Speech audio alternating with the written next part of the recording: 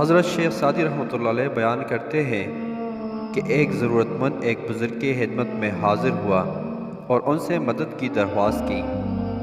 اس وقت بزرگ کے پاس کچھ نہ تھا۔ انہوں نے اس کی مدد سے معذرت کر لی۔ اس شخص کو ان بزرگ کے اس انکار کا یقین نہیں آیا کہ ان کے پاس اس وقت اس کی مدد کے لیے کچھ نہیں۔ وہ ان کے گھر سے باہر نکلا اور ان بزرگ کو برا بھلا کہنا شروع ہو گیا، اور جو منہ میں آتا گیا وہ کہتا چلا گیا۔ اس وقت ان بزرگ کا ایک مرید وہاں سے گزرا۔ اس نے جب اس شخص کو اپنی مرشد کے شان میں گستاخی کرتے اور الٹا پلٹا بولتے بکتے سنا تو وہ مرشد کے پاس گیا اور اس شخص کی گستاخی کے متعلق بتایا۔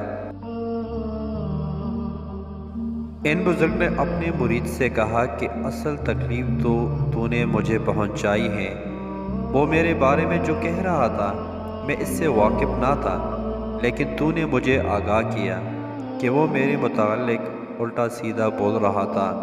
تیری مثال ایسی ہے کہ دشمن نے میری جانب جو تیر پھینکا وہ تو مجھے نہ لگا، اور تو نے وہ تیر اٹھا کر مجھے مار دیا۔